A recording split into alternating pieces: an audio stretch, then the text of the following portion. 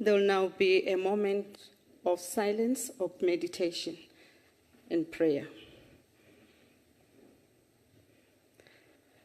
Thank you very much. Please take your seats.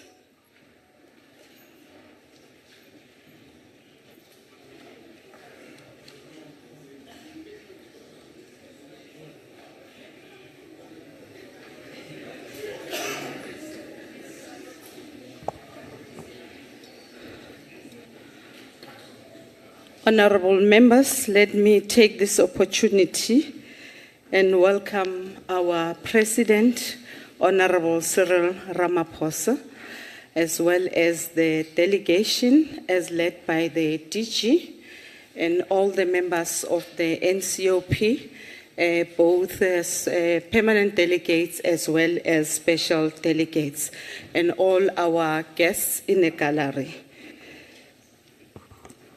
Honorable delegates, I would also like to take this moment and remind you that rules, in particular sub-rule 21, 22, and 23 of Rule 103 shall apply in this sitting.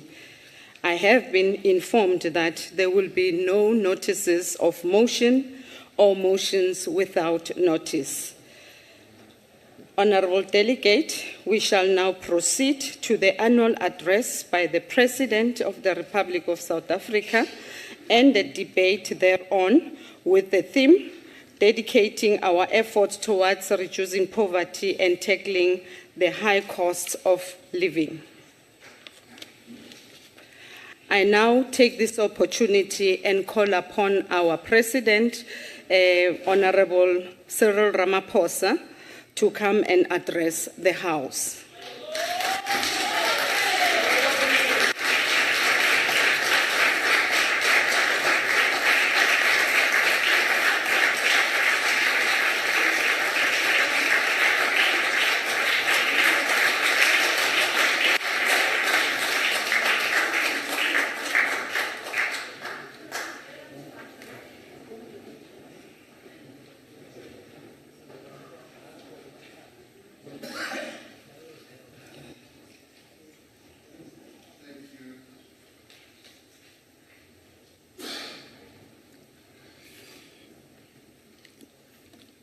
Honorable Chairperson of the National Council of Provinces, Ms. Refilwe Mthweni-Zipane, and Deputy Chairperson of the National Council of Provinces, Mr. Les Govender, all premiers here present, NCOP delegates, representatives of local government, and fellow South Africans.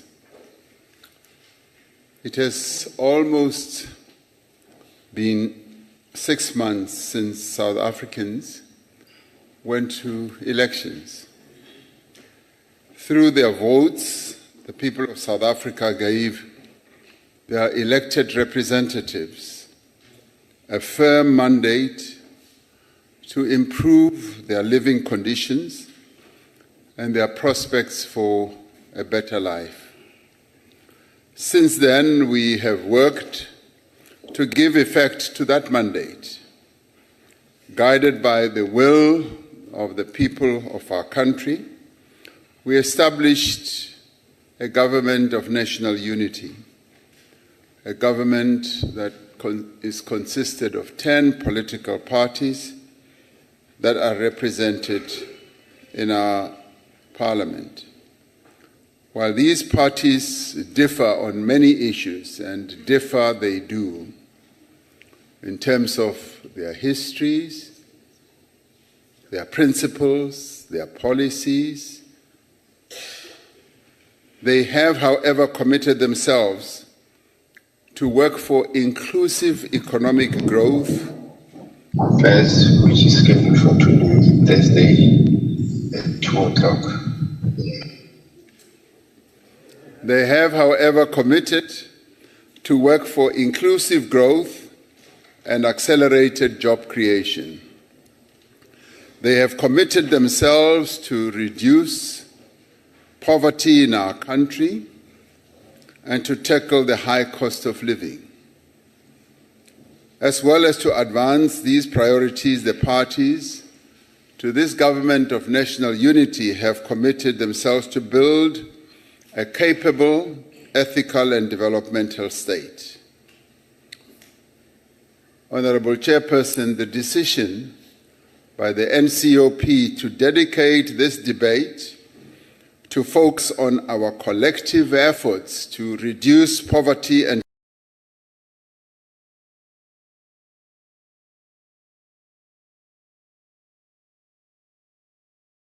to tackle the high cost of living is a worthy debate and a timely one.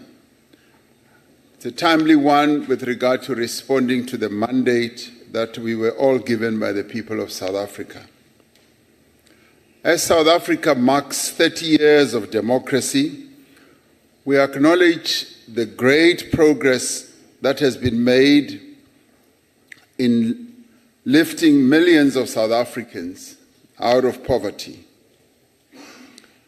In 1993, up to 71% of South Africans lived in poverty. By 2010, the poverty rate had dropped to about 61%. 10 years later, it was at 56%. But notwithstanding all this, our people's lived experience confirms the persistence of poverty and inequality. The daily struggle to meet the basic necessities of life, as in availability and accessibility to food, water, electricity and transport, is a reality for many families across the country. Even today, nearly half or nearly a quarter of South Africa's people experience food poverty. We know that poverty in South Africa has deep roots that emanate from our history. It is the inevitable consequence of centuries of colonial and apartheid, dispossession, exclusion, and humiliation. Apartheid was designed to create islands of privilege in a sea of inequality and poverty and despair. These are the divisions of the past that, through our Constitution, we have made a commitment to eradicate and to heal. In the preamble of our Constitution, we have vowed to improve the quality of life of all citizens and free the potential of each person who lives in our country. The end of poverty and inequality in our country therefore requires nothing less than the fundamental social and economic transformation of our country. Over the course of the last 30 years, we have set out on the path of transformation. We have made progress on many fronts, but we have also confronted severe constraints and challenges to our development path. Some of these constraints and challenges have arisen from beyond our shores. Some of these challenges include a series of global financial crises, a devastating global pandemic, geopolitical rivalries that impact on trade and competition, and the catastrophic effects of climate change. But many of these constraints and challenges have also arisen here at home. These include state capture and corruption, policy missteps, service delivery failures, and civil unrest. As we work to put these challenges behind us, our focus is on the actions we must take actions that we must take boldly and with urgency to implement our electoral mandate. Our actions must make a real difference in the lives of our people now. Our actions must also build an inclusive economy that will continue to reduce poverty into the future and ultimately to eradicate it. Since the advent of democracy in our country, we have dedicated great effort and resources towards alleviating poverty and reducing inequality. As we work to rebuild the economy, to create more employment and open opportunities for emerging businesses, we continue to assist the poorest and most vulnerable in our society.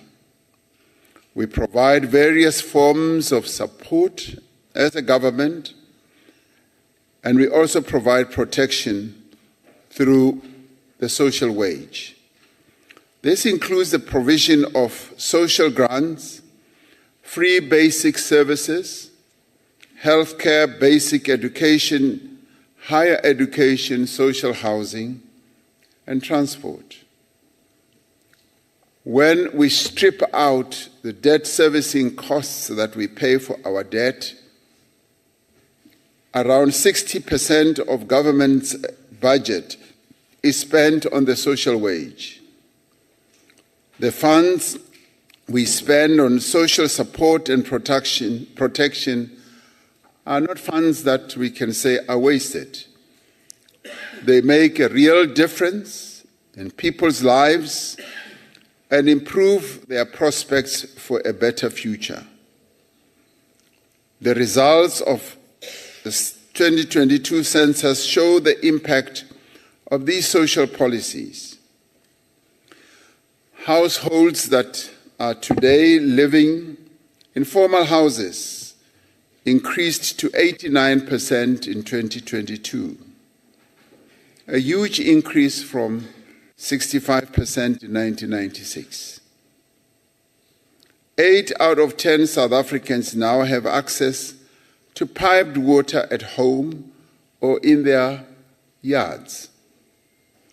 90% of people have access to electricity, up from 58% in 1996. A vital part of the effort to reduce the cost of living is the provision of free basic minimum services to indigent households. Now, through this program, millions of indigent people in our country have been able to access basic needs like electricity and water. Yet we know that this program is not reaching all the people that it should. It is estimated, for example, that around 10 million poor households qualify for free basic electricity, but it only reaches about 2.3 million households. While the provision of such services to indigent households is funded by the national fiscus, these resources are either poorly managed by our municipalities or they are misdirected to other local council expenditures. This is one instance where the weaknesses in local government have a direct bearing on the quality of life of the poorest in our society. It is one of the reasons that we are working to ensure that we have effective local government as part of our efforts to build a capable state.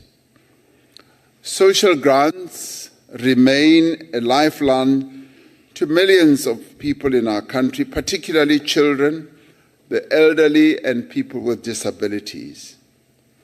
The introduction of the SRD grant during COVID-19 has provided much-needed relief to more than 11 million unemployed people at its peak. Today, around half of all households in South Africa benefit from social grants. Studies have shown that the child support grant has a positive impact on children's nutrition, their health, school attendance, and educational outcomes. Although there are some weaknesses in the system, it is quite impressive that the state provides direct financial support to some 28 million beneficiaries in our country every month without fail. But we must also recognize that this is not a desirable nor a sustainable situation. While there will always be people who need support, such as the elderly, children, and persons with disabilities, our aim must be to steadily move as many social grant recipients as possible into sustainable livelihoods, where they will be able to take care of themselves and their children and households. Chairperson, food is amongst the most basic of human needs, yet nearly a quarter of households consider their access to food as inadequate or severely inadequate. While the steep rise in food inflation since the COVID pandemic has eased over the last few months, consumers are yet to feel the effects in their own pockets. Among the measures to ensure that all South Africans have affordable access to sufficient food, government is looking at whether the basket of food items that is exempt from VAT could be expanded to include more basic products. Another important area is the expansion of the country's agricultural output. This requires more effective land redistribution and provision of support that is needed by beneficiaries who get land so that they can work the land. We have seen how financial support to small-scale farmers in recent years has significantly increased the cultivation of land. Many South Africans get their food from spaza shops and informal traders, and these outlets are an important part of township and rural economies. They provide residents with convenience and with value. However, the recent spate of foodborne illnesses has highlighted the risks that are associated with these enterprises. The tragic deaths of a number of children after eating food bought from some of these outlets has required urgent and decisive action to prevent the contamination of food by harmful substances, particularly pesticides that are being sold unlawfully. Since we announced a range of measures 2 weeks ago, multidisciplinary teams have been conducting inspections of spaza shops across the country. Nearly 200,000 spaza shops have been visited. More than 1,000 spaza shops, supermarkets, and warehouses have had to be closed down. Large quantities of goods have been confiscated and numerous fines have been levied and issued for violations of bylaws. Poverty in South Africa is also a consequence of where our people live. Our cities and towns were designed by the apartheid planners to keep black people at a distance from the centers of economic activity and social services. This has created special inequality that we have not yet been able to overcome. One of the consequences of this situation is that millions of South Africans, especially the poor, as well as the working class, spend a large portion of their income on transport costs. Studies suggest that poor households can spend more than a third of their income just on transport. The work that has been done over the last few years to restore the key commuter train corridors to full operation is a vital part of efforts to reduce the cost of living. Surveys by Stats SA have shown that trains are the least expensive mode of transport in our country. In 2020, the cost of train travel, was around 40% less than by minibus, taxi, or 27% less than by bus. Another challenge we have had to confront is energy poverty. We've been doing quite a lot of work across almost all municipalities in this regard. Between 80 and 100% of households have electricity, yet we have struggled for more than a decade to produce enough electricity to meet demand, which resulted in crippling load shedding. The cost of building new generation capacity, combined with the effects of state capture and mismanagement, has contributed to a steady rise in the cost of electricity for many consumers. Even now, NERSA is considering an application from Eskom for tariff increases that will put a further strain on households and businesses.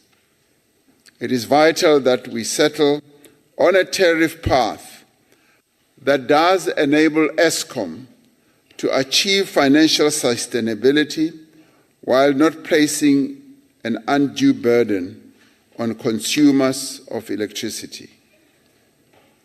We have embarked on far-reaching reforms of the electricity sector that will establish a competitive electricity market, and this will improve energy security and lower the cost of electricity as well. Improving access to quality health care is central to our efforts to tackle poverty. A healthier nation is a more productive nation. As government, we have prioritized the strengthening of primary health care. This is an important part of the progressive implementation of the National Insurance, which will give all South Africans equal access to quality health care, regardless of their ability to pay. The work that is underway to implement the NHI includes the upgrading and expansion of public health facilities and the training of qualified and capable personnel. Education is ultimately the most powerful instrument we have to end poverty. By investing in the skills as well as the capabilities of young people, we will be able to break the cycle of poverty that is handed down in our country from one generation to the next. We have done much to make education accessible and affordable to all, including through no-fee schools and the funding for tertiary students from poor and working-class backgrounds. Almost 90% of all learners in the public education system attend no-fee schools. The number of students benefiting from NSFAS rose from around 40,000 in the early years of democracy to over 780,000 last year. We are now focused on achieving universal access for all children to early childhood development facilities. This is essential to prepare them for school and set them up to be successful in life. In basic education, we have prioritized improvements in reading as well as in mathematics.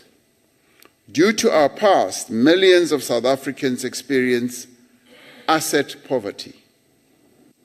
They do not own land or houses or other assets that can be used to raise capital, to start a business, or even to hand on the assets to the next generation.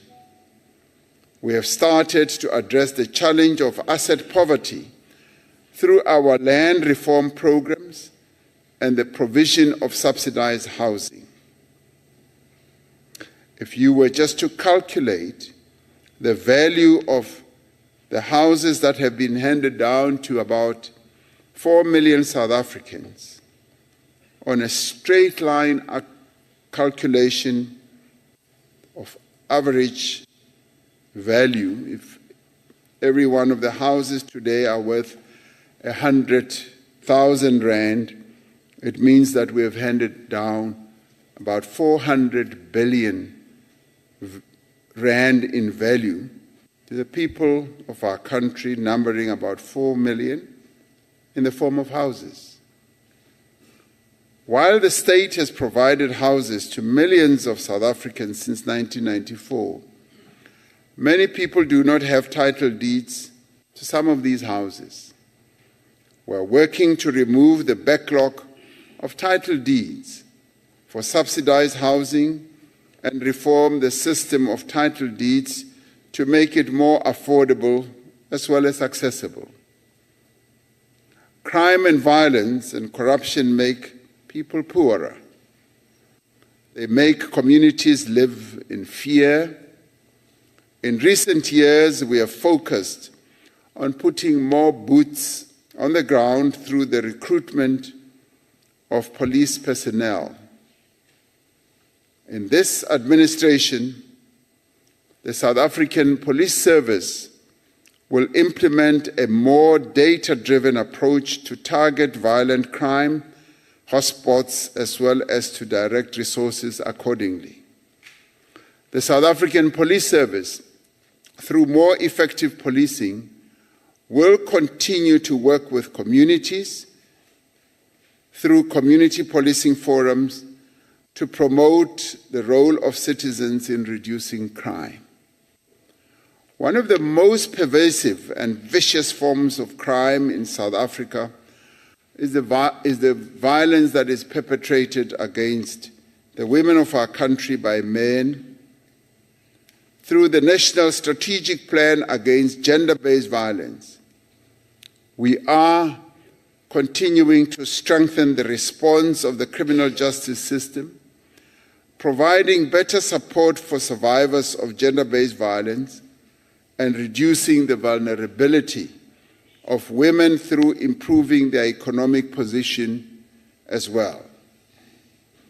We are also undertaking programs of prevention, working together with men and boys in particular to address the attitudes and practices that contribute to gender-based violence. On Monday, we joined people around the world in marking the start of the 16 days of activism for no violence against women and children. And we continue to call on all South Africans to become involved and raise awareness about this scourge and what we need to do to end gender-based violence in our country. Chairperson, while the number of people in employment has doubled over the last 30 years, this has not kept pace with the number of people who join the workforce each year.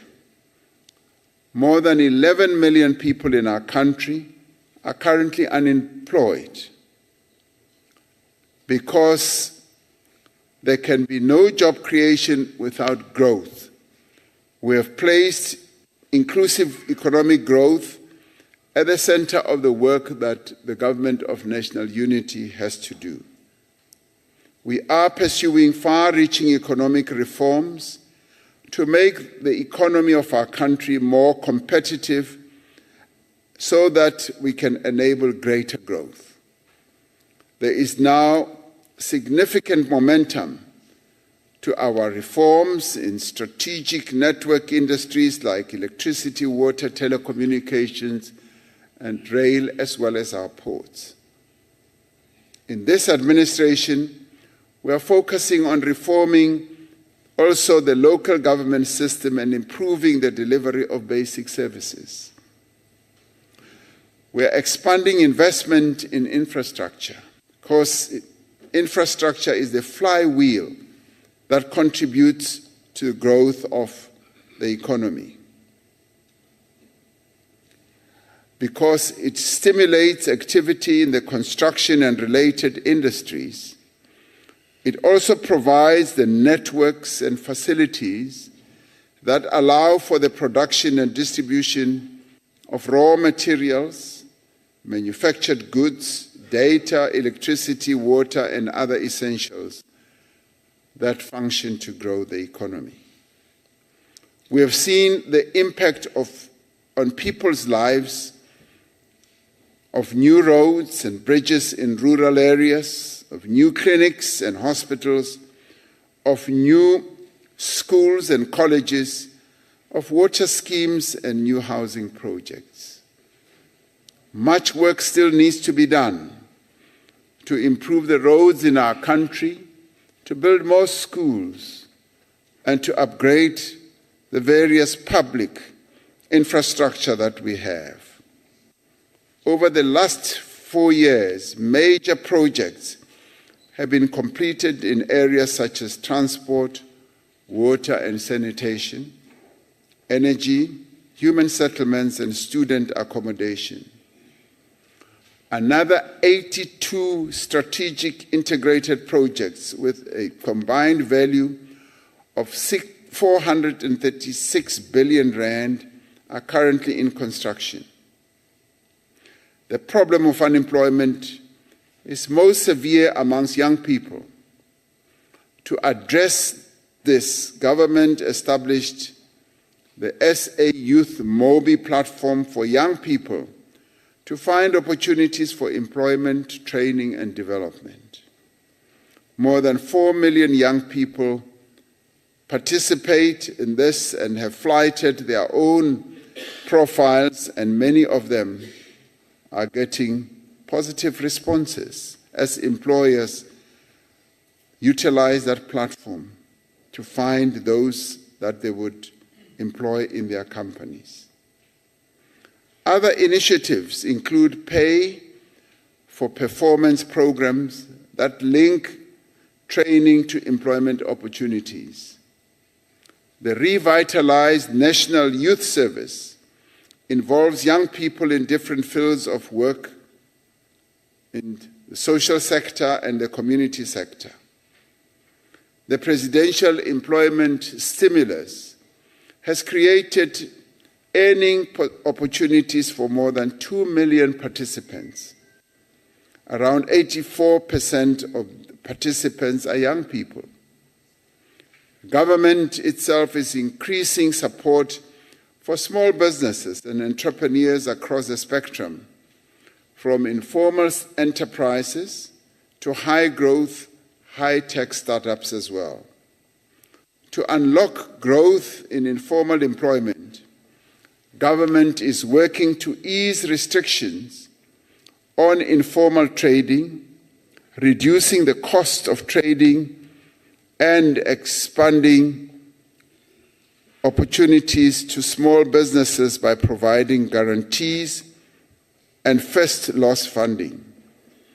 One of the pillars of our response to gender-based violence is economic empowerment of women.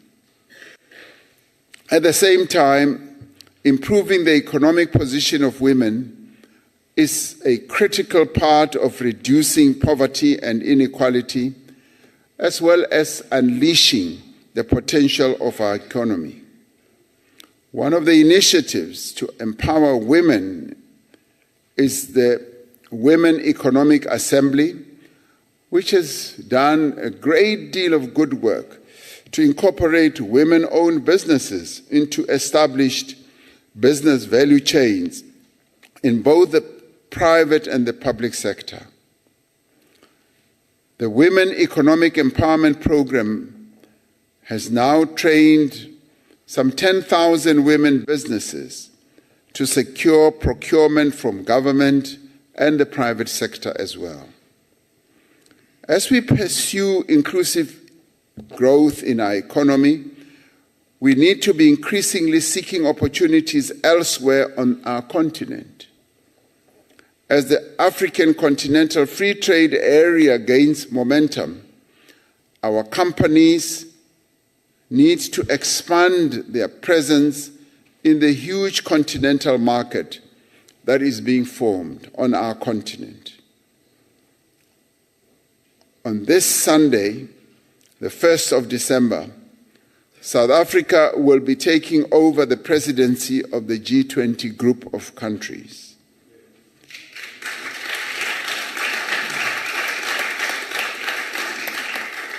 Together, these countries account for 75% of the world's trade and 85% of global GDP. So this is an important forum that South Africa is privileged to be leading from December for the whole year, before we hand over to the United States of America. We will use our presidency to bring the development priorities of the African continent and the Global South more firmly onto the agenda of the G20. Through our G20 presidency, we will focus on the theme solidarity, equality, and sustainability. We will call on the members of the G20 to stand in solidarity with those people who are facing hardship, poverty, and conflict. We will work to tackle inequality through fair and consistent trade rules, improved debt relief mechanisms, and increased funding for climate actions and development.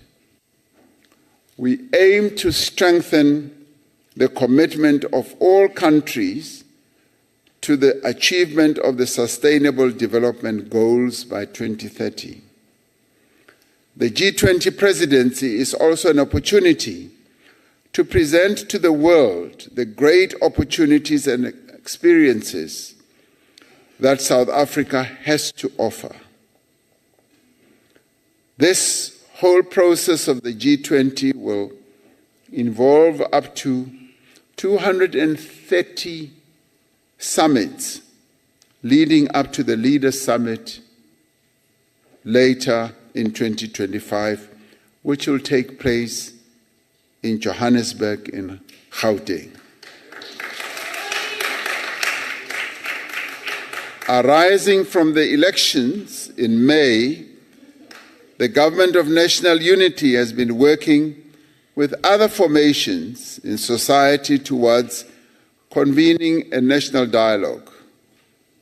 The national dialogue will encourage the participation of all South Africans as individuals, as well as in their various formations, to tackle the challenges that confront our country. This dialogue will need to address the persistence of poverty, unemployment, and inequality. The dialogue will seek to forge a new social compact on the action that is required by all members of society to achieve the vision of the National Development Plan. In closing, Madam Chairperson, I wish to recall the words of our founding democracy president, Nelson Mandela, who said, talking about making poverty history, he said, like slavery and apartheid, poverty is not natural. It is a man-made phenomenon, and it can be overcome and eradicated by the actions of human beings.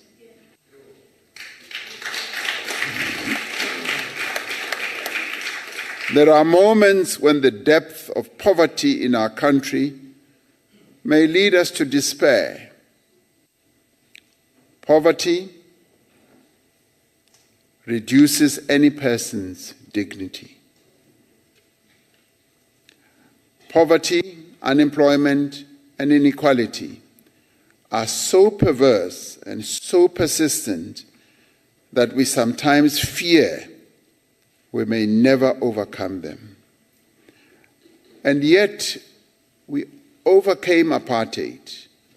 We overcame slavery and colonialism. Through our collective actions, we will be able to end poverty in our country as well.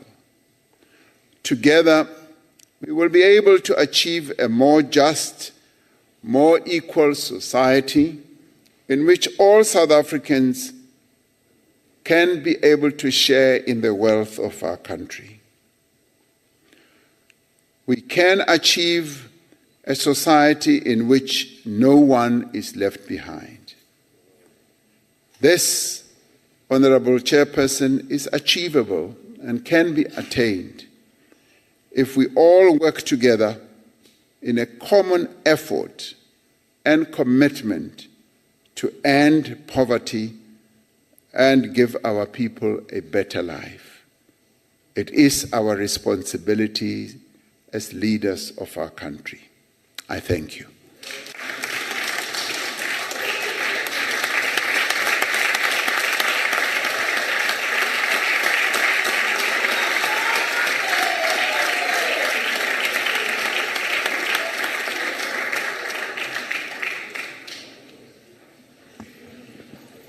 Thank you very much, Honorable President.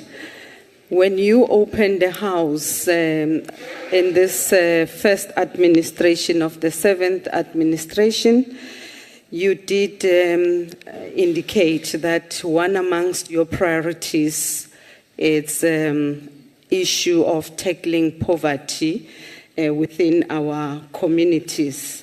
And indeed, we are delighted today as this House that you did came back and give account on the work that has been done by government up to thus far to precisely deal with the issue of poverty as well as the high cost of living. We really appreciate that, Honorable President. Having said that, we will now move on to the next speaker, which is the Chief Whip of the NCOP, Honorable Moemang. Please take the podium.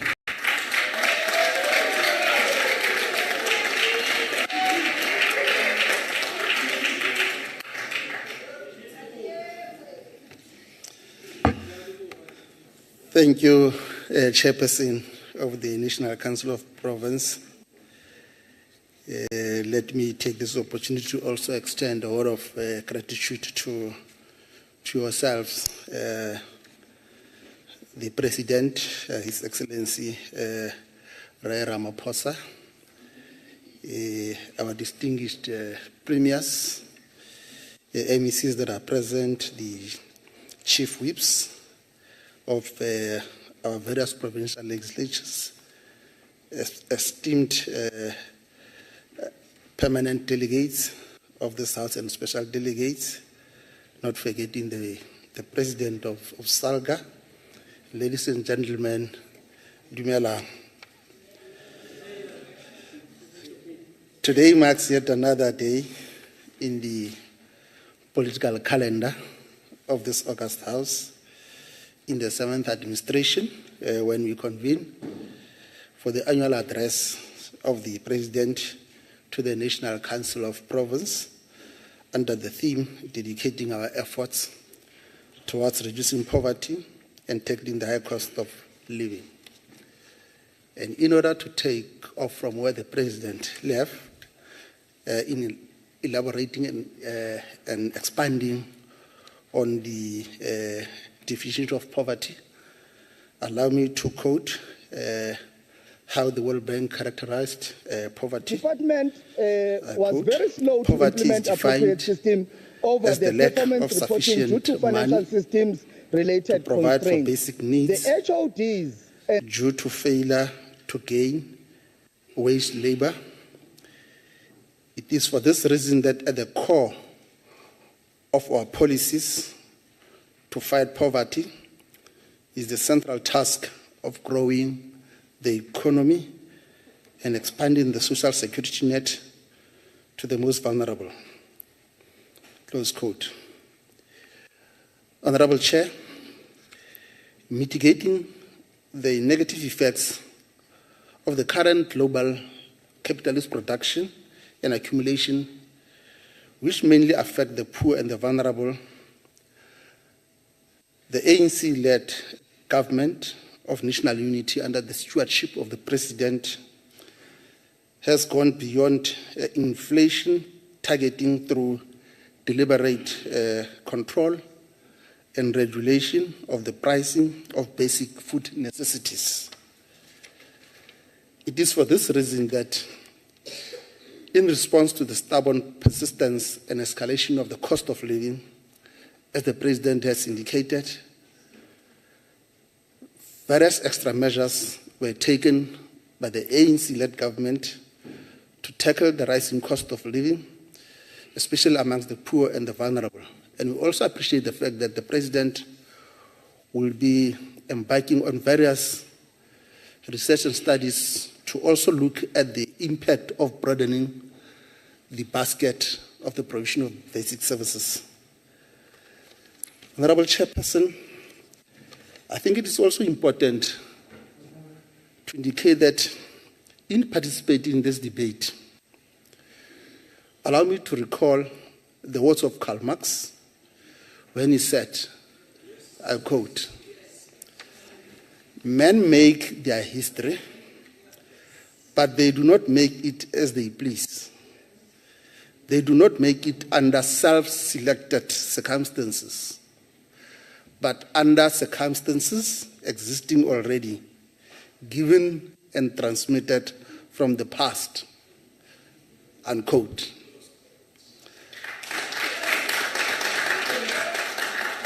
Marx cautioned humanity to always seek ways to respond to the reality of our situation. When we do so, we should appreciate that from our past emerges the present, and from the present, the future is born. Indeed, Honorable National Chair, our Constitution defines us as a country that belongs to all who live in it, united in our diversity. The Constitution also enjoins us to use it to heal the division of the past and establish a society based on democratic values, social justice, and fundamental human rights. And we take pride of the fact that the President of this country led not only the constitutional making processes, but also in ensuring that following the certification by the Crown Court in terms of affirming that this Constitution is in compliance with the 34 principles that were adopted by CODESA, indeed falls the bulk of our Constitution, or it buttresses it. Therefore, National Chair, we have emerged from the national and democratic elections, as the President has characterized it, with no party that had an outright majority. So therefore, as the leader of society, the African National Congress invited all the parties to form a government of national unity. And we take pride, President, that our approach of engaging with other parties was indeed informed by our strategic mission and as codified in the National Democratic Revolution that seeks to build an unracial, non-sexist, united and democratic and prosperous society. At the center of National Democratic Revolution is the realization that to build a united, democratic and prosperous society, we have to address the injustices of the past. This means that we should advance our agenda of liberating the black people in general and the African people in particular. And indeed, the guiding framework for the ANC in its engagement with other parties found expression in the statement of intent, in the principles that form the Government of National Unity. And the President has indeed elaborated on that. What is quite important is to reiterate the fact that the statement of intent speaks to the rapid, inclusive and sustainable economic growth, the promotion of fixed capital investment and industrialization, job creation, transformation, livelihood support, land reform, infrastructure development, structural reforms, and transformational change, fiscal sustainability, and the sustainable use of our national resource and endowments. The macroeconomic management must sustainably support national development goals.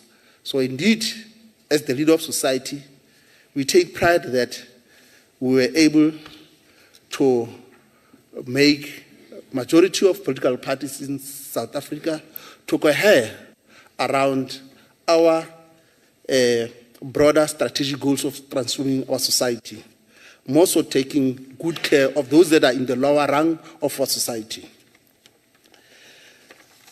Chairperson, as the ANC, we have characterized the challenges facing South Africans as triple challenges of unemployment, inequality, and poverty. Despite the marginal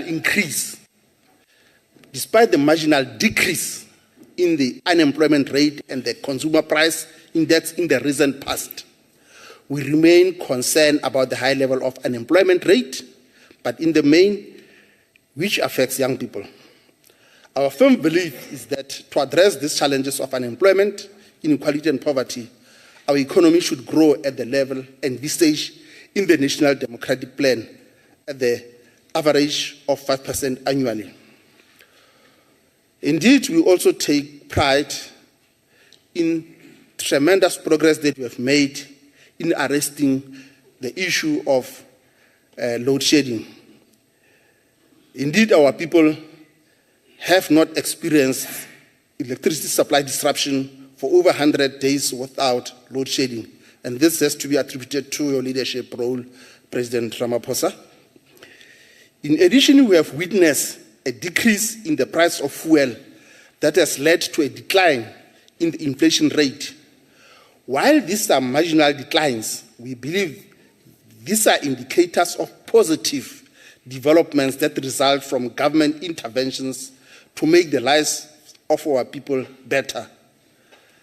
Indeed, the Government of National Unity has consolidated its focus in the next coming 5 years on inclusive growth and job creation to reduce poverty and tackle the high cost of living, as well as to build a capable, ethical, and developmental state as indicated by the President in his address. Thanks to the DA.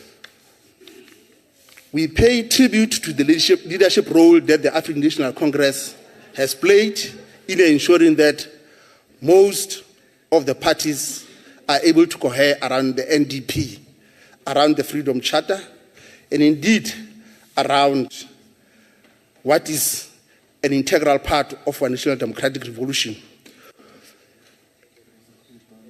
Also, we also need to pay attention to the fact that for us to be able to address also these challenges, we need to pay more attention to also post-matric institutions so that they are able to produce quality graduates. The President made reference to the importance of educating young people so that we are able to bridge the gap. Also, let also, Chair, express our support to the President's referral to South Africa hosting G20 under the theme of fostering solidarity, equality, and sustainable development. Honorable President, through you, Chair, we should use our presidency of the G20 to tackle the critical global challenges, especially on the advancement of the agenda of the developing countries, as you have correctly pointed out. Secondly, we should use the G20 to strongly communicate the AU Agenda 2063 that seeks to build the Africa we want. Thirdly, we must continue to forge solidarity, as you pointed out, Honorable President, that we forge solidarity with the marginalized people of the world, in particular the people of Palestine, Western Sahara, to realize their freedom and self-determination. Lastly, Chair, the G20 should be an opportunity for the countries of the world to transform the governance of those global bodies, but also to take stock of how far we are as a world in the realization of sustainable development goals. Honorable President, there are two interrelated fundamental moments of the 20th century in the history of our country that have and will continue to shape and define our collective past and shared vision for the future for many generations to come. These are constitution-making process and the adoption of this constitution. To position and reposition our institution of democracy to appropriately respond to the changing global and domestic socio-economic and political context in our collective pursuit of creating a better life for all, constant critical reflection of the extent to which we are realizing the fundamental values of social justice, equality, and fundamental human rights is fundamental. And we do this as honorable members, and the President may recall from its very inception during the constitutional negotiations as the leader of this drafting team, the drafters of our Constitution, which we're an integral part of, and some leading constitutional experts, caution us against two scenarios if we were to make this august House, the National Council of Province, succeed in its core constitutional mandate. Firstly, they caution that the National Council of Province is not a traditional Senate, but a unique model of a second chamber of parliament specific to the historical, political, and socio-cultural context of South Africa, both in terms of its design and strategic orientation.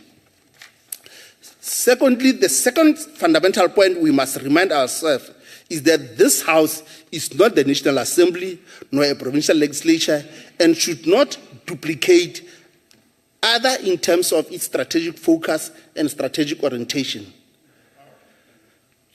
Honorable Chair, allow me to welcome, on behalf of the African National Congress, your honest and accurate account of the performance of the ANC-led government and the success and challenges under this ANC-led GNU arrangement.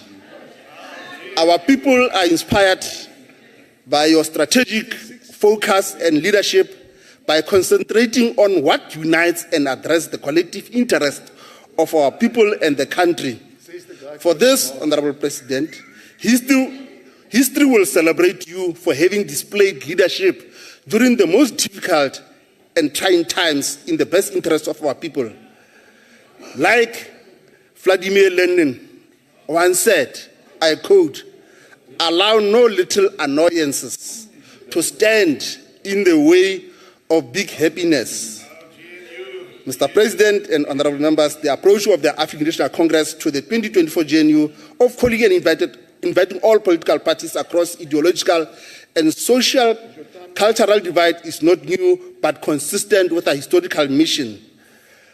As espoused in the Freedom Charter, it says, the people shall govern and no government can justly claim authority unless it is based on the will of the people.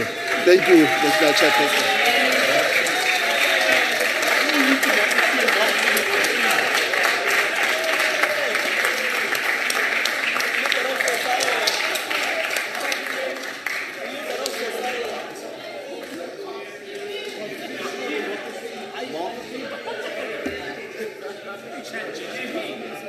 Thank you very much, honorable members. We are now proceeding to the next speaker, our Premier from the province of Eastern Cape, Honorable Mabuyane.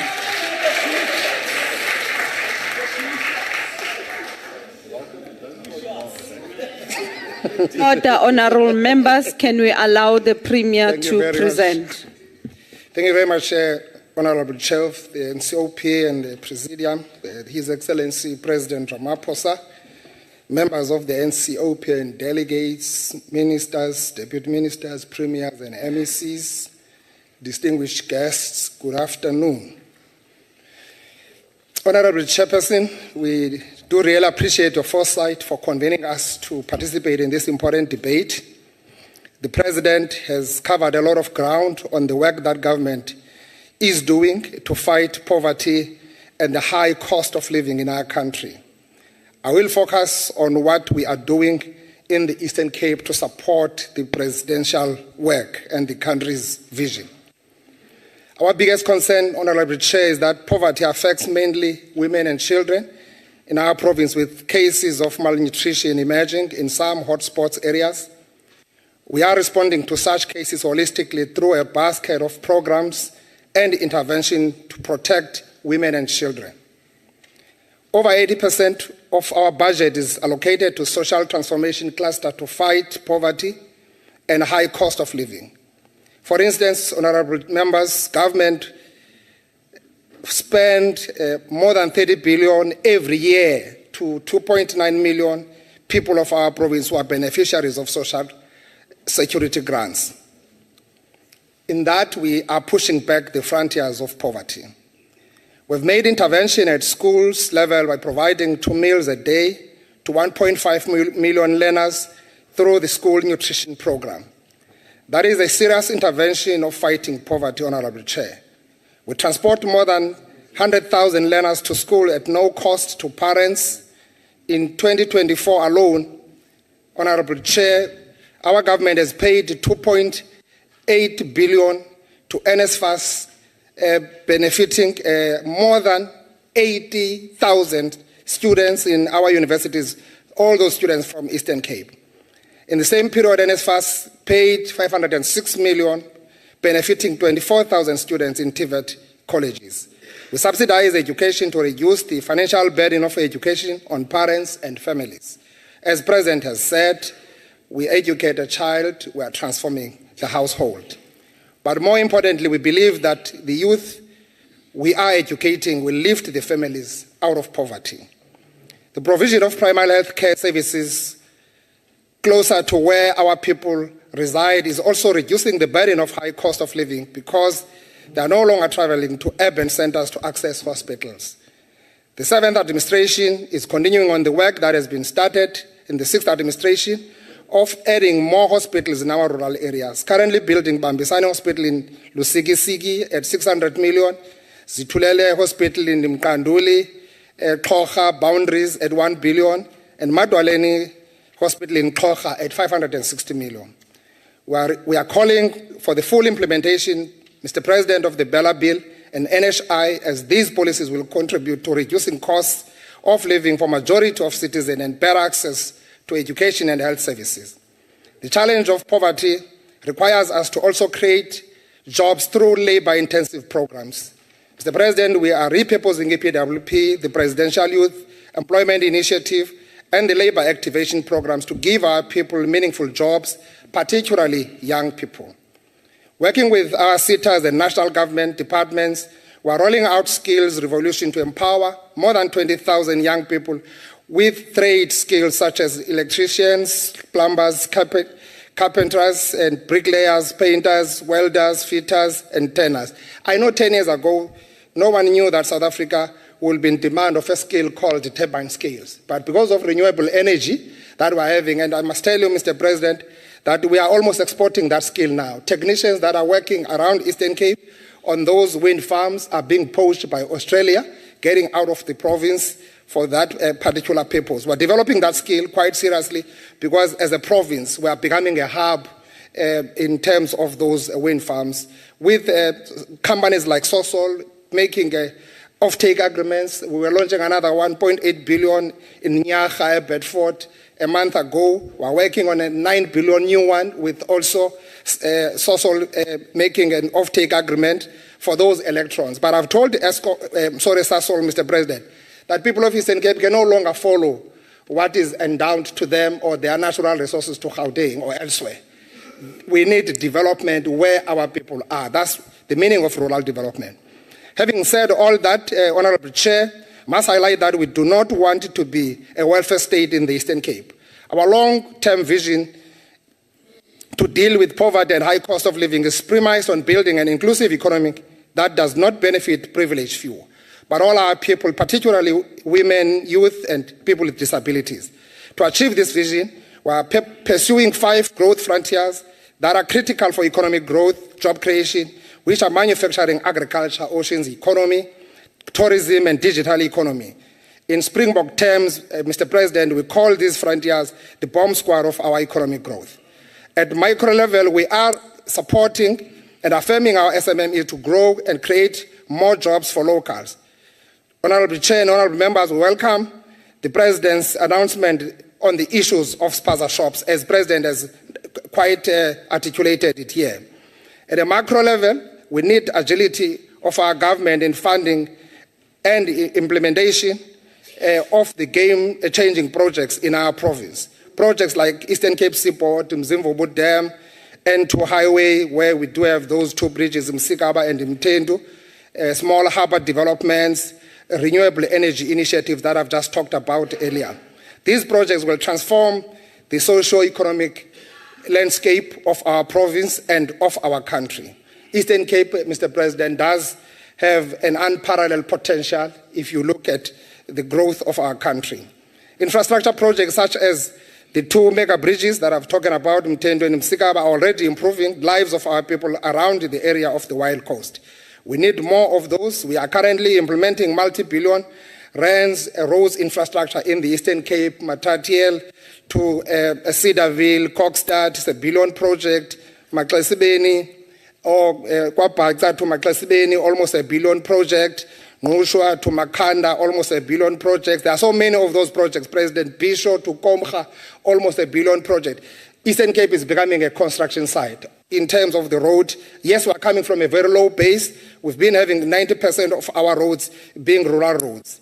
Mr. President, I could have said a lot. I know time is not in the favor of me, but as I conclude, Mr. President, I must indicate that we are just coming from a trip with Minister Ramaphosa from Qatar. We've seen a lot, but we need the decisiveness of our government in terms of turnaround time to ensure things that we are talking about, we are planning, are implemented with speed. We're dealing with issues of extortion, zamazamas, and construction mafia. We need state to protect the fiscus. That's why, Mr. President, we talk about soldiers camping along those sites. In conclusion, Mr. President, the time for rhetoric has passed. The country's priorities are clear. Reduce poverty, lower cost of living, and build inclusive economy. The Eastern Cape continues to work hard towards the attainment of these national goals. The time for Eastern Cape to thrive, Mr. President, is now. As the President Nelson Mandela once said, it always seems impossible until it is done. Thank you very much.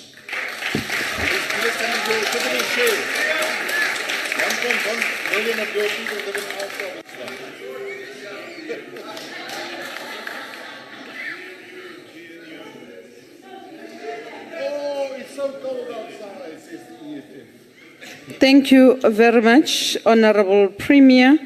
I'm now inviting Honorable Boshoff to take the podium. You've got 7 minutes.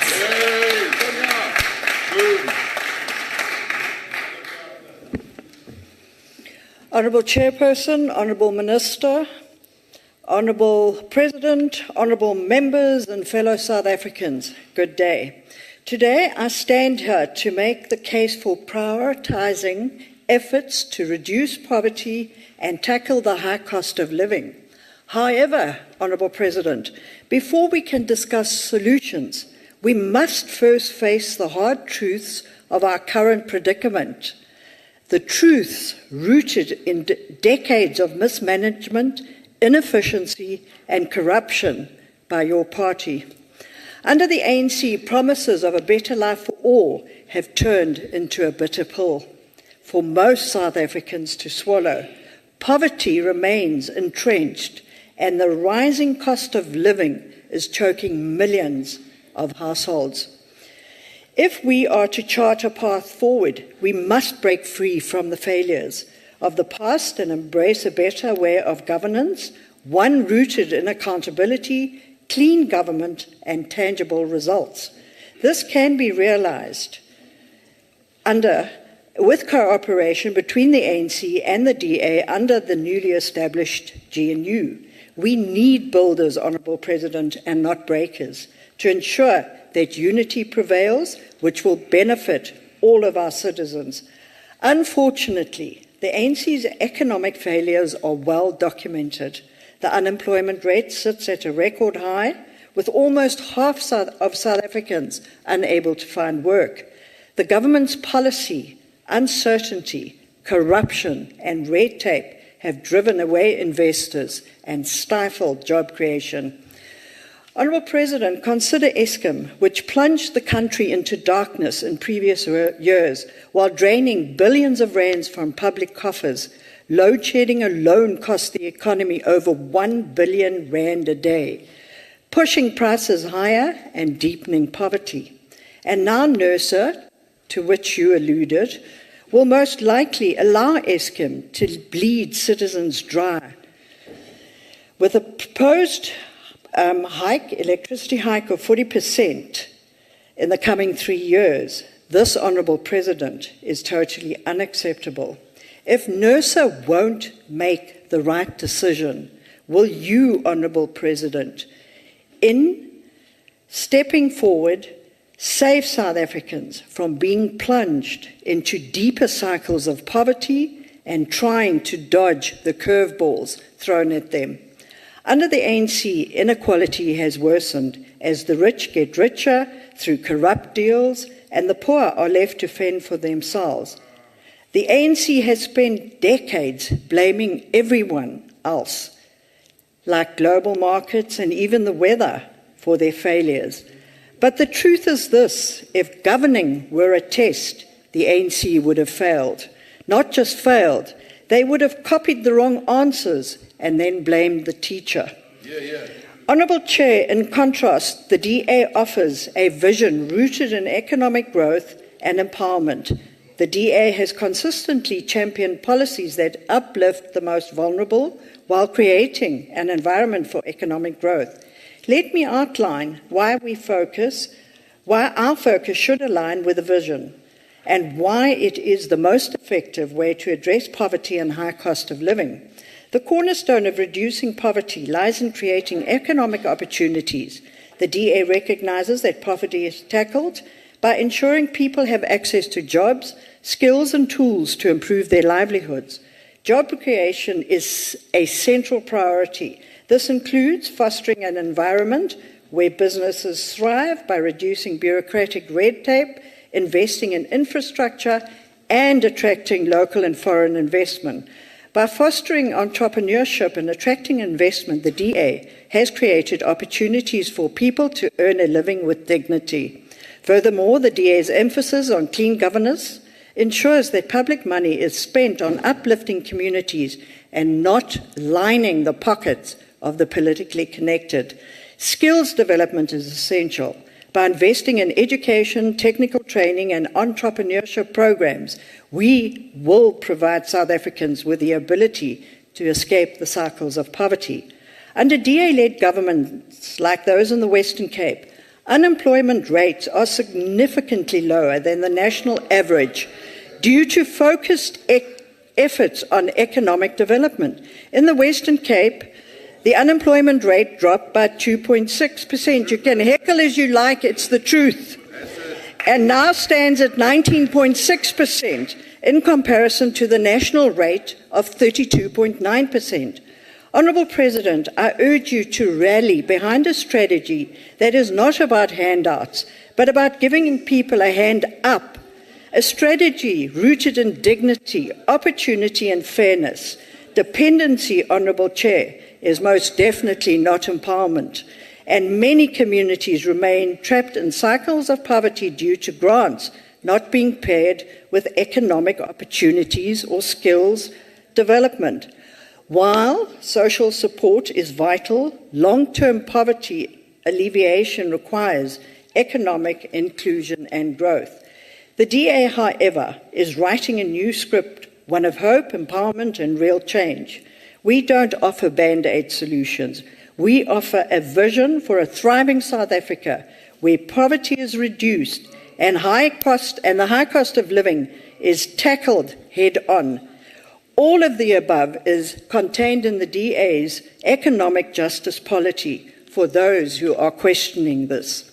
In conclusion, Honourable Chair and Honourable President, I want to state that there is hope. The GNU ball is slowly rolling, so let's unite behind the builders to ensure we have a South Africa where everybody can prosper. Thank you, Chair.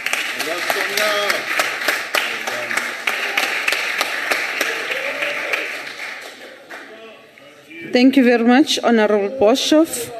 We are now, colleagues, moving to the next speaker, our Premier hailing from the province of Northwest, Honourable Mukhoshi. Please take the podium.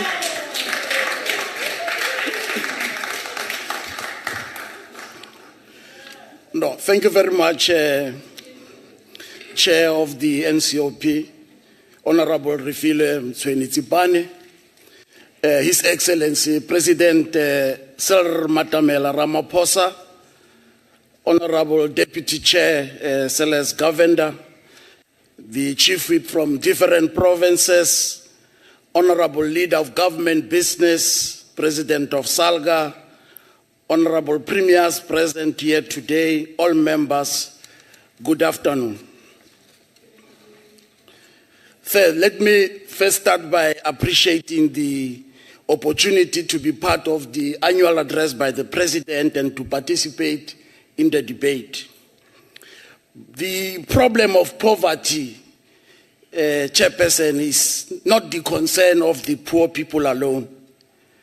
It's a challenge facing all humanity for which we need to seek collective solutions to reduce and finally eradicate.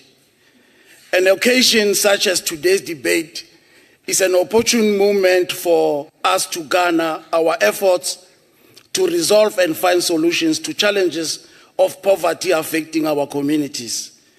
We are gathered here not to remind our people that they are poor and hungry, but to find ways aimed at finding lasting solutions to address their socio-economic needs. We are not here to repeat the truth of how much we have changed their lives. We are here within the 30 years of the celebration of democracy to say to them, this is what you expected out of us. We wanted us to change your lives. You wanted to see change in your lives for a better and for you to afford basic needs. I want to quote what Amika Cabra once said, and I quote, "The people fight and accept the sacrifices demanded by the struggle in order to gain material advantages, to live better in peace, to benefit from progress and for the better of their children," unquote. Honorable members, we are here to answer the question posed many years ago by Professor Mohammed Yunus, a renowned Bangladesh economist, when delivering the 7th Nelson Mandela lecture, and I quote, "What good does the theory of economics do if it is not working for the people?" And I unquote. Chairperson, poverty unfortunately has a face. Unfortunately, it is gendered and is found in our spatial disparities. Poverty is a product of our past, a blemish to our present, and if we are not careful, it will be the reality of our future. The fight against poverty needs solutions that work, not theories that sound good. Chairperson, the Northwest is at least a 60% rural, and it accounts for the highest number of unemployed people in the country, representing half of our population. Our province is also endowed with vast natural resources, accounting for some of the largest deposits on critical minerals that sustain global economies. There is no reason, therefore, for the people of the Northwest to be poor.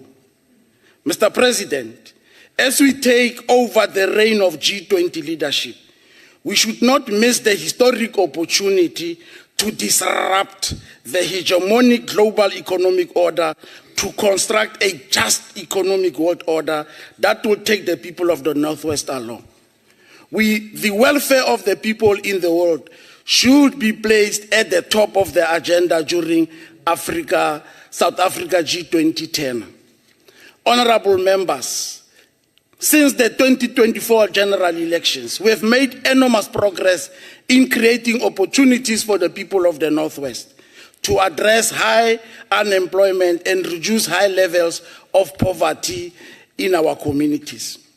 We have recently revised our provincial growth and development strategy to map a developmental future for the province backed with a scientifically modeled economic scenarios and choices open to us to lift our people out of their current situation.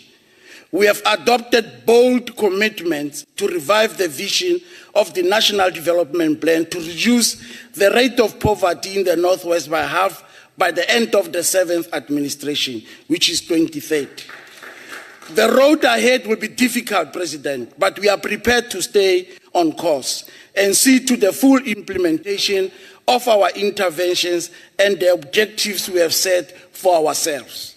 We are encouraged by the emerging confluence of positivity that has seen the province registering the highest number of jobs created in the latest quarterly labor force survey, with 69,000 jobs created. Don't mind to clap hands.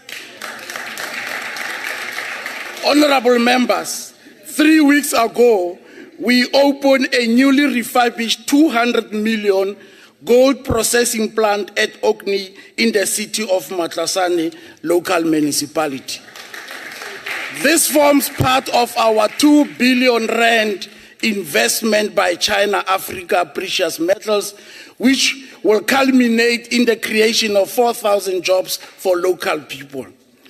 Honorable President, this investment follows our visit to China, which coincided with your state visit and meeting with His Excellency Xi Jinping.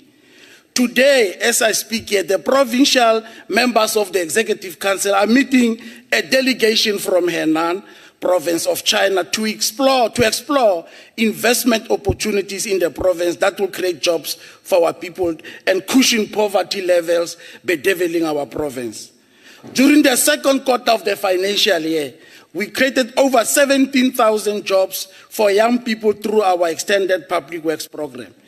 In addition to this, we advertised unprecedentedly so for the first time over 240 funded vacant posts in the public service aimed at creating work opportunities for the vulnerable groups such as women, youth, and people living with disabilities.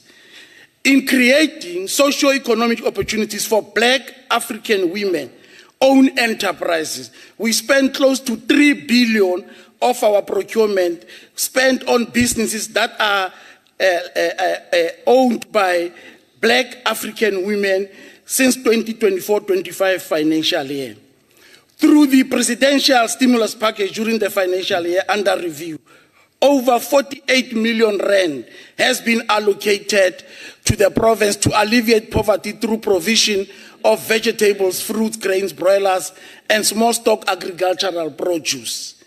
Honorable Chair, a further 280 million has been allocated to the Provincial Department of Agriculture and Rural Development to enhance and bolster food production to the benefit of the impoverished household in the next financial year. We are engaged in a number of interventions to fight poverty, unemployment, and inequalities. We are focused on making the Northwest a construction site. Our focus is on the public-private infrastructure projects where we want to maximize job opportunities and in particular to promote small, medium enterprise development. But at the same time, we've got an aggressive program in collaboration with NYDA, Skills Fund, Department of Labor, for artisanal programs for young people in our province. We are the first province, President, to introduce breakfast in our schools, where we've got 300 schools which are now providing breakfast, and there's no any other province that has done. Our people our children in our province who are on an NSP program, over 745,000 children are on an NSP program. In conclusion, Chairperson, it is important that we should indicate that we are transporting in the province, using our transport as an intervention for those children who are coming from disadvantaged communities in our schools. And therefore, I challenge this House to what was said at one particular point by the chair, who said, let us make South Africa a country in the world that will have what is called a poverty museum. Our children will go and say what it is to have and live under poverty. Let us make it happen. Ntime Umpengwana. Thank you very much.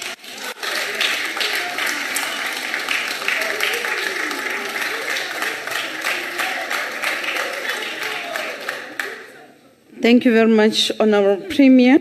We are now moving to the next speaker, Honorable Mokoena.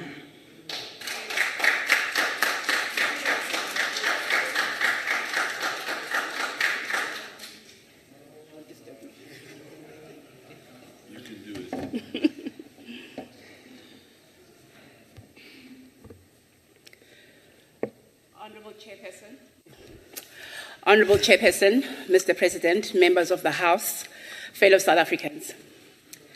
Mr. President, people are no longer falling for your well-crafted speeches that promise the world yet deliver nothing. While you stand here speaking of dedicating efforts to reduce poverty and tackle high cost of living, people are not doing well out there. To reduce poverty and tackle this, you need to do much more. Mr. President, your administration has presided over a period of unprecedented economic stagnation, institutional decay, and rising despair. Today, more than 30.9% of South Africans are unemployed, a human tragedy affecting millions of households. Youth unemployment stands at a staggering 59.6%, leaving an entire generation without hope or opportunity. Poverty rates have scored with over 18.2 million, have soared so much that South Africans are now relying on social grants to survive. Families cannot afford basic necessities. Parents are skipping meals so that their children can eat, and communities are being crushed under the unbearable weight of economic hardship. Mr. President, the social relief grant was a great idea, but may I ask if your beloved pets at home could survive with just 370 rands a month, the amount your government deems sufficient for an adult to live in this country? And let us not forget that the same administration deems 1,417 per month as the poverty line, yet you expect people to live on a fraction of this. The stark disconnection between your administration and the realities faced by ordinary people is shocking and unacceptable. How can you speak of progress while millions are forced to make impossible choices, scratching your SASSA grants further than they could ever go, being forced to make impossible choices every day, choosing between keeping the lights on or commuting to work? Despite these grim realities, your administration claims progress. Let us example some facts. The GDP growth rate is stagnant at 0.6% for 2024, well below the sub-Saharan average of 3.4%. Inflation continues to hover at 6.3%, driven by the relentless rise of food and energy prices. The price of loaf of bread is now 20 rand, President, and petrol costs exceed 25 rand per litre in some regions. Eskom failures have slashed over 500 rand billion from the economy's annual due to load shedding, now rebranded, by the way, as load reduction. South Africa enjoyed 207 days of load shedding in 2023 alone, costing thousands of jobs and devastating businesses. Transnet, on the other hand, which is vital for our economy, has become a bottleneck with rail volumes plummeting by 21% in 2023. So even the most basic infrastructure has been left to crumble. Roads riddled with potholes, failing water system, inadequate healthcare facilities are daily reminders of the government's neglect. And let us be clear, South Africans did not vote for the so-called GNU, nor have they ever endorsed it. Helen Zille rightly called it out as a coalition of convenience, designed to shield your administration's incompetence. Truth of the matter is, this arrangement was more than a desperate ploy, was just a desperate ploy by the ANC to cling to power after suffering a humiliating loss at the election polls. The people handed you a break-up letter, but instead of bowing out with dignity, you chose to hang on like an unwelcome guest, scavenging the leftover of power. The ANC is in the ICU, and the prognosis is grim. The chief whip of the NCOP stood here earlier and said history will remember you kindly. I beg to differ. Your legacy will not be one of hope or progress, but of missed opportunities and a betrayal of the people's trust. History will not remember the words you delivered here today. Instead, it will remember the suffering, the job losses, the increase in crime, the blackouts, the potholes, the unforgivable water shortages. In all honesty, you will be remembered for presiding over the collapse of the ANC and for abandoning the people who trusted you to lead. But let us speak of hope. Hope that does not lie in your government, but in the MK party. The MK party is not just the official opposition. We are an official government in waiting, and we cannot wait. We are the custodians of the people's hopes and dreams, and priorities are clear. Job creation is one of our main mandates. Through industrialization and infrastructure investment, we will create 3 million jobs at least within the 5 years. We pledge ukubuyisa umhlaba owantshontshwa ngokuguqula usection 25 we-Constitution. Sifeze lezi ithembiso nina nahluleka ukuyifeza mhla nithi abantu abanivotela. We will also have energy security. By restructuring ESCOM and diversifying energy resources, we will end load shedding in less or more 18 months after assuming office. Fellow South Africans, the MK Party invites you to join us on the 15th of December 2024 at Moses Mabhida Stadium as we commemorate our first year of life. It won't just be a celebration, it will be a call for action. It will be a reminder that we are unwavering in our fight for South Africa that works for everyone and not just a privileged few. Thank you.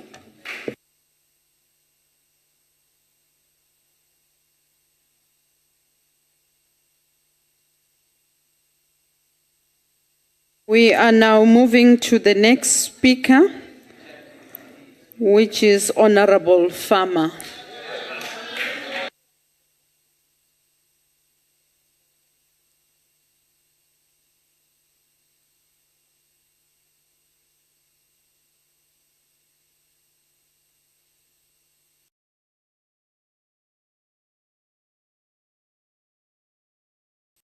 Honourable President, Chairperson, just as a side note, while I was sitting there, I received numerous pictures of Suris running down the street in Kaapfontein in Cape Town.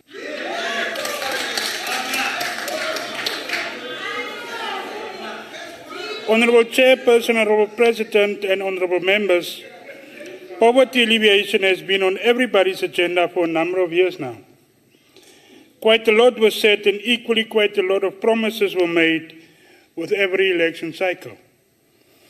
These promises were made by each and every politician who can get their hands on a mic or can get a platform to address our people, irrespective of the color of their T-shirt or party they represent. In the 2007 Polokwane Conference of the ANC, the then Secretary General Kgalema Motlanthe in his State of the Organization report stated that, and I quote, "Our people are turned into voting fodder," close quote. Honourable President, up until now, The way we as politicians have gone about doing our work, entrusted to us by our people, was not executed in a humane fashion. We always have put a yardstick on our work of what we or our party will gain out of it. We have always considered the impact our work has on the next election, not prioritizing the impact it has on our people first. Allow me, therefore, Honourable President, the audacity to state that us as politicians have not really put our people first. Honourable President, how can we call ourselves free from oppression when we are not winning the fight against poverty and inequality? Do we really give consideration on what it actually is that our people go through on a daily basis? Or are we happy with where we are, and therefore we will get to them at some later point in time? How can we defend a sector like fishing, which is $1 billion industry, yet we see kids every day digging into fish guts to find something to eat? What have we become? We should revisit the Marine Living Resource Act and make it to consider the poor and the resource together and not against each other. And stop this exploitation by big business at the cost of our people. Our fishing sector is heading for disaster and a total collapse if we don't take drastic action. All ministers seem to only have put measures in place for it to last just until their term is over. And no one was prepared to tackle this beast head on. The ocean's economy with a new, fresh and proper approach should have a much greater impact on addressing poverty and bringing in revenue for this country. Aquaculture could be bolstered to a much greater sector for food security, but also to relieve the pressure on the livestock in the sea. How can we look our grandparents on farms in the eyes who are being treated worse than the farmers' dogs and convince them that we are free from the bondage of oppression, especially in the Western Cape? We need an in-depth look at what this country offers our farm workers, and also those of them who are becoming too old to work. What then? We might already have legislation in place to support them, but yet they are not free. Does these beautiful pieces of legislation reach their intended outcomes? If not, why not? The topic to this discussion, Honourable President, should be tackled in a humane way, deliberately so. We as politicians should all agree that this 7th term is intervened by God, a higher power, whatever your belief system names him or her. Thereafter, we should commit ourselves to, from now on, deal with our people in a way that would put them first, and not only know where they are when it is election time. Thank you, Chair. Thank you very much, Honourable Farmer. We are now moving to the next speaker, Honourable Nduli, the Premier of KZN.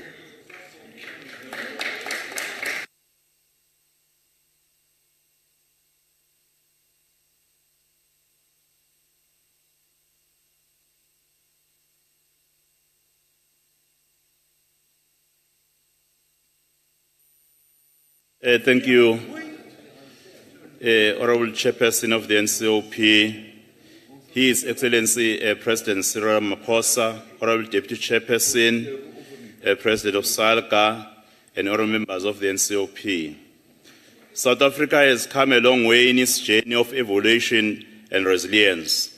From the devastating crisis of state capture, COVID-19, which not only ravaged livelihoods, but also brought immeasurable grief of countless families, our nation has faced extraordinary challenges. The pandemic disrupted every facet of our society, from the economy to the healthcare, education, and the social fabric that binds us together. Yet amidst the adversity, we have witnessed the strength of our people and the resolve of our institutions to rebuild and recover.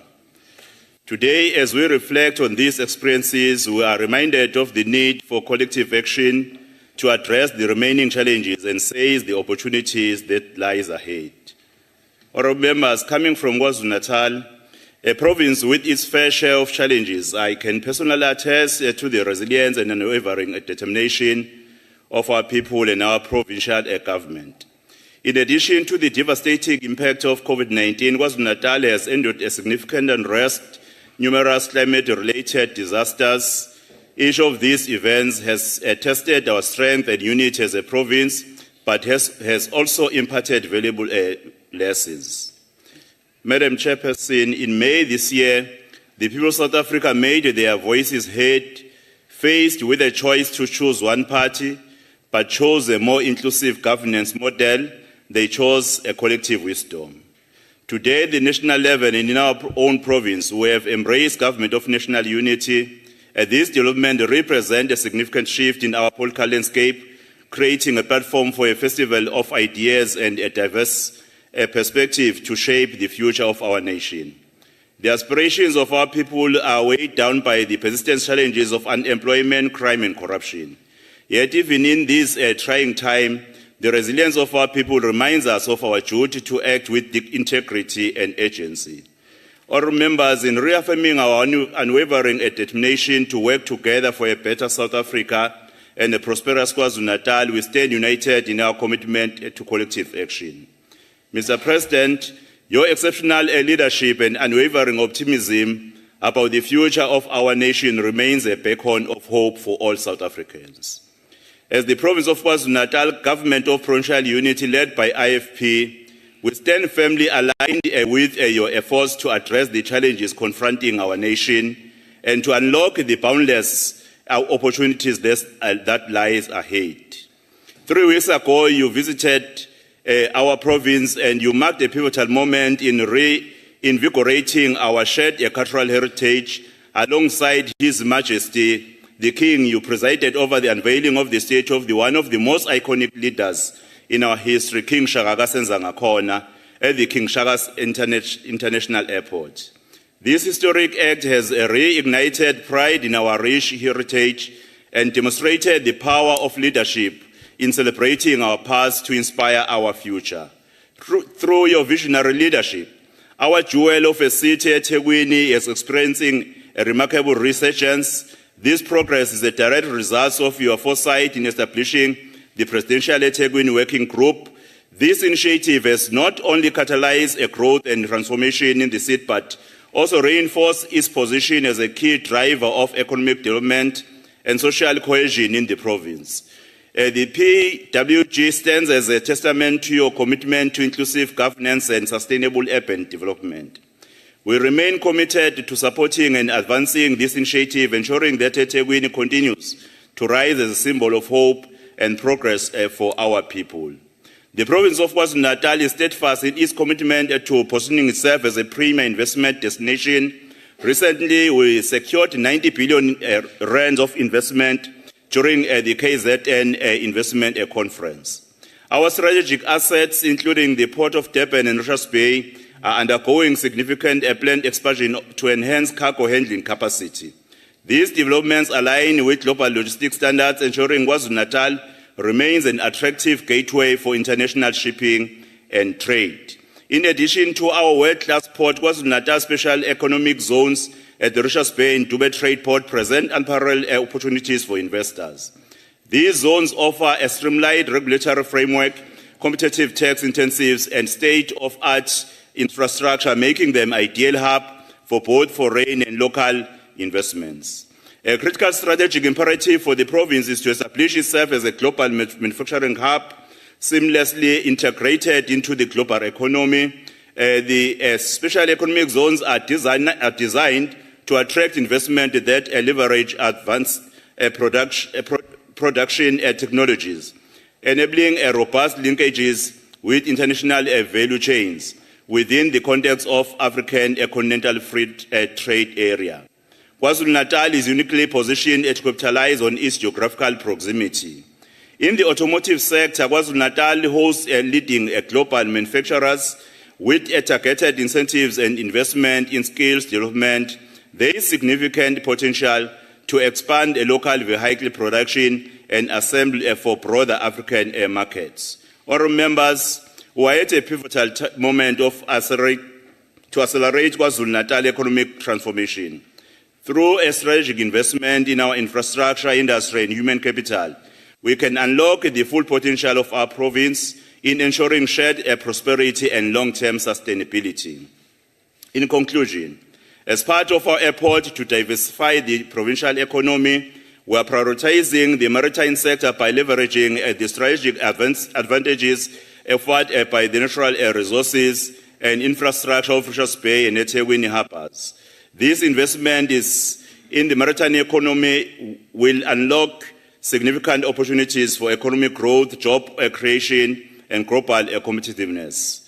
Our institutions of higher learning, such as Mangosuthu University of Technology and the University of Zululand, will play a pivotal role in this endeavor. Their contributions will be critical, particularly in driving innovations, research, and institutional capacity building.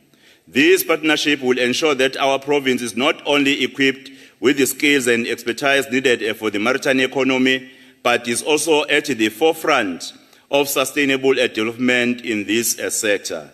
This initiative underscores our commitment to building a thriving, inclusive economy for the benefit of our people.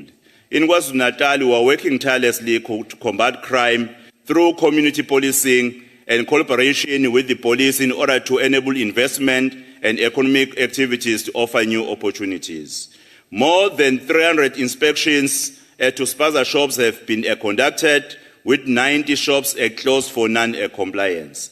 Let us work together to enhance the management of our borders in order to protect our local businesses crime, and even protect job opportunities and collaboration with the police in order to enable investment and economic during his time to offer new opportunities. Women are special. I wish to call upon all men to walk the talk and protect women and children against gender-based violence. I thank you.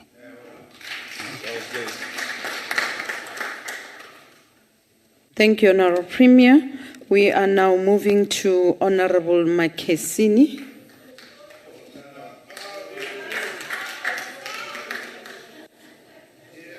Are you still on the EFF? Only two left. Mandibulis, Sir Chairperson, and greeting to the President, and Ndibulis abantu boMzantsi Afrika and the ground forces of the Economic Freedom Fighters. Over 10,000 ground forces of the EFF in Gauteng gathered on Tuesday to picket at the Constitutional Court on Tuesday in support of relentless and pursuit of accountability and justice in the Phala scandal. Dibulele nombutho we-ATM ngokujoyina koludaba olungaka olubalulekileyo.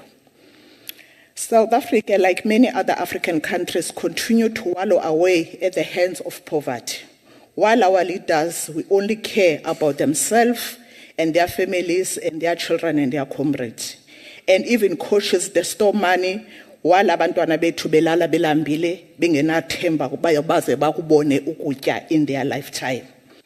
70% of our children in the early childhood development come from poor homes where most of the basic needs are not met. 1 in 4 children under the age of 5 are started by chronic malnutrition. That resulted in 57% of them not reaching their physical and cognitive development milestone, losing out on growing and the possibility of fighting against their circumstance because the poverty is so rife. Their brains are not capacitated for cater for their growth and the future success. Persons with disability also suffer peculiar poverty, President. A poverty of lack of access to opportunity and means of accessible tool. What kind of the government is concerned with if our people, they can't get even the hearing aid so that they can hear what is happening? Abantwana bethu abangasuka kwifamily ezihluphekileyo. Equality ye-wheelchair, umntu omnyama ohlala eButshabelo uyazayifumana kuphi. I-poverty of leadership, i-poverty yabantu inkulu kakhulu kweli lizwe lethu, President. Person with disability, also President, continue to show the highest proportion of not having a formal education, the lowest proportion to attain high education. A government that fails most vulnerable in the society has no commitment to alleviate oppression of poverty. Our people try by all means to counter the system in every turn they make. They meet abatata abaneziso esikhulu ababizwa onotenda abatya bade balibala bafuneke basevisa abantu akushongo mna phofu kutsho umuntu weGNU umama apha ebethetha apha weDA.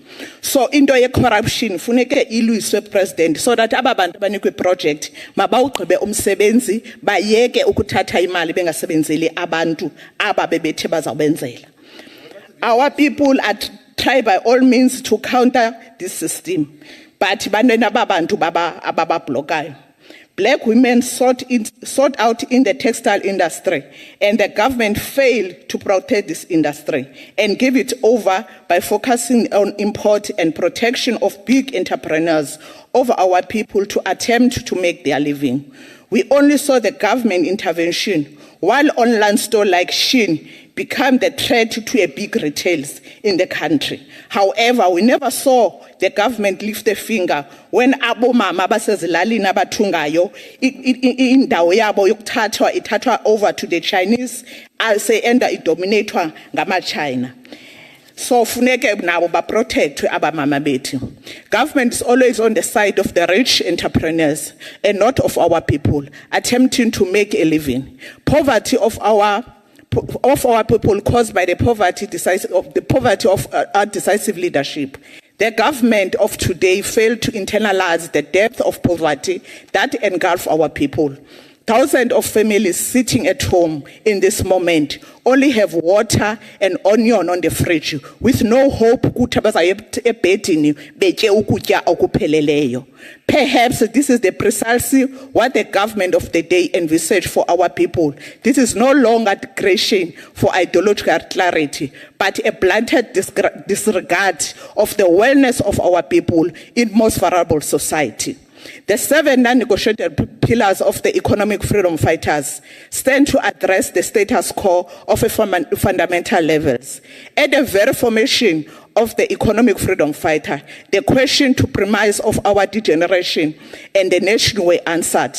It is a foundational level of the EFF that gives decisive and scientific intervention on what to be done. Our decision is to fight for economic emancipation of the people of South Africa, Africa, and the world. The economic freedom fighter locates the struggle of economic emancipation within the long resistance of South African racist, colonial, and imperialist, political and economic and social domination. This glorious resistance started with the Khoi and the San people, rising against the colonial domination, marked by the arrival of the settlers of the colonists in 1652.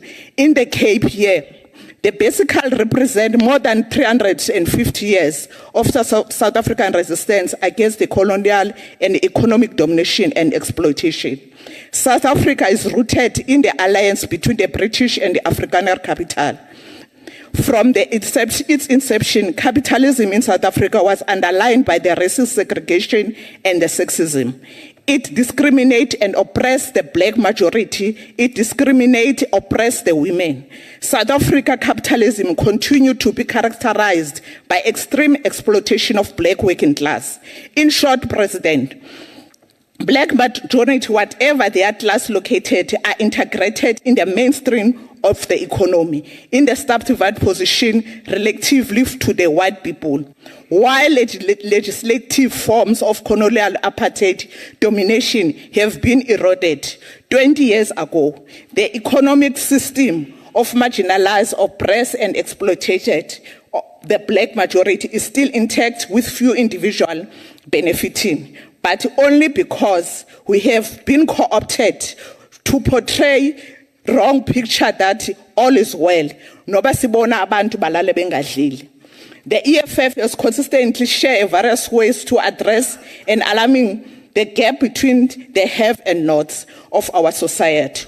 We once presented tangible ways to address a crisis of poverty, not artificially at the static level, but from the very rooted cause.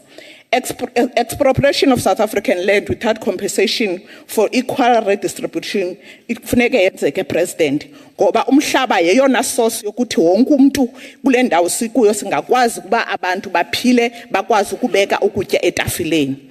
We need to nationalize imine, President. Asizuvela sifumane zonke ezi strategic sectors of the economy ngokuthandaza. Funeka si own means of economy as a country. Sihambi singekuhambisa raw materials zinjalo zibuye sezi a complete project because awusinceda ukuthi abantu bakuthi bafumane umsebenzi.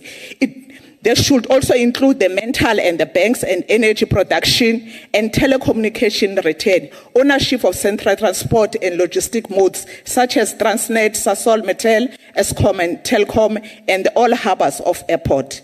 Limit to foreign ownership, the strategic and monopoly sector, where the state does not exert full ownership in order to protect South Africa's sovereignty to the limit of repatriation of the profit. Masidile ngalento kuhambisa yonke into ethu injalo ilihlaza injalo President. Build the state capacity that would lead to the abolishment of the tenders because siyazibona as tender as sebenzi. Out of the 9 provinces, President, they're on the housing backlog. Free State and Northwest, they are the biggest contributors. Abawenza umsebenzi. Project is a human settlement about usebenzi umsebenzi funeka naleyo siyijonge President because we cannot sit to all lurunsare thulu mara lithura re bone baby lapho ko thong Northwest because Northwest is number 9. Build massive capacity in the public health care sector instead of attempting to hide inequity behind the NHI. That will strip the state resources whilst failing to address the structural issues immense in the healthcare sector. Poverty is deeply inclined to healthcare. Our people are not healthy because they are poor. The state shouldn't go through this housing construction campaign to improve quality of size of the low-cost houses. State should further regulate housing finance through providing housing finance that does not exceed the period of 10 years. Integrate human settlement in the real sense, be defined of the settlement-led the state, with guarantee bulk services such as water provision, electricity, sewer system, and more. Housing reposition should be illegal in this country. Ngoba belungu bathi umuntu noba ekyala i-15,000 athathele umzi wakhe abantwana babo balahlwe ngaphandle as his own as bank president. The state at all levels should have abolished the provision of sanitation whatever the people reside, and fundamental human rights which should lead to the abolishment of the basket and the pit toilet. Upper a Western Cape President, black people and the colored are worse off than any race. They don't own land. They don't have houses. The crime rate is very high. Kodwa ba busy but where the DA govern yonke into lungile. Abantu babulawa abantu abamnyama abanamhlaba apha Western Cape. Implement the massive protective industrial development to create millions of sustainable jobs and introduce progressive and minimum wage in order to close the gap between the rich and the poor. Within the context of state-led industrial policy, the state should protect infant industry, particularly in the areas where country does not enjoy competitive advantage. The industrialization of South Africa should opt to be both export-led and import-subsist industrialization. It is an open secret, Chairperson, that South Africa continues to export natural resources and import virtual all finished goods of services. South Africa 10 biggest export to China are natural raw material, while our import from China are finished goods of services. Invest. Honorable member, can you please take your seat? Honorable Badenhorst. In terms of Rule 47, South Africa 10 biggest. No delegate may converse aloud when the speaker is on the podium. Can you please respect that and allow the speaker to speak?